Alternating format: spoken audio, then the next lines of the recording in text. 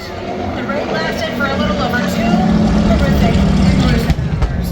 Yes, you have a front row seat in the Pacific Theater as the story of the attack on Pearl Harbor unfolds in front of you.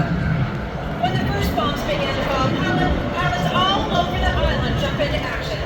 At Wheeler Field, Lieutenant Philip Rasmussen woke to the sound of bombs, jumping out of bed and strapping on a 45 caliber pistol over his purple pajamas and ran to a working Curtiss P-36 Hawk. Just like the one right here in the center with the green with the yellow nose. All aircraft on the flight line were on alert for days with guns loaded, except for this Sunday morning. The Japanese Zeros and valves bombed exposed airplanes. Most of them were on fire or destroyed, except for a couple P-36 Hawks. Rasmussen was joined by 4 more P-36 pilots: Louis Sanders, Harry Brown, Gordon Sterling, and Malcolm Mike Moore. They took off to engage the attacking Japanese and managed to shoot down a few of their Zeros, valves, and gates. The number of enemy aircraft are incredibly overwhelming. Meanwhile, elsewhere on the island, Peter and George Willard were just returning from flying dinner and took the party. Still in their full dress clothes, raced to a couple of B-41 guns, got the field armed and took off. They quickly found themselves in the middle of a real battle. These two pilots stood up in the Japanese flag.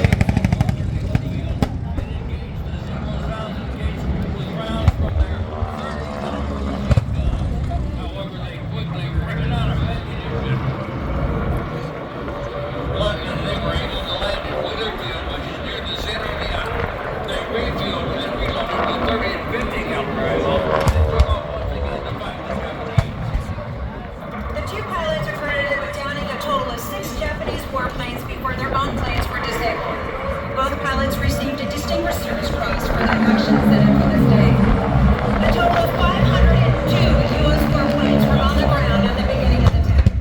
Sadly, 188 were destroyed, 159 damaged, and just 155 of our aircraft lay on the ground in various stages of disrepair. The first wave of 189 Japanese Zeros, valves, and gates hammered Hawaii for almost an hour. Then came the second wave of an additional 171 aircraft to continue the strafing, bombing, and dropping of torpedoes for yet another 70 minutes. Yes, that's a total of 360 enemy warplanes. As the attack proceeded at Pearl Harbor and Lincoln Field, the devastation was horrifying. On the eastern and the center of Harbor, 9 battleships lay the California, Oklahoma, West Virginia, Tennessee, Maryland, Nevada, Pennsylvania, Utah, and Arizona. Luckily at the time, our 3 Pacific aircraft carriers were out at sea.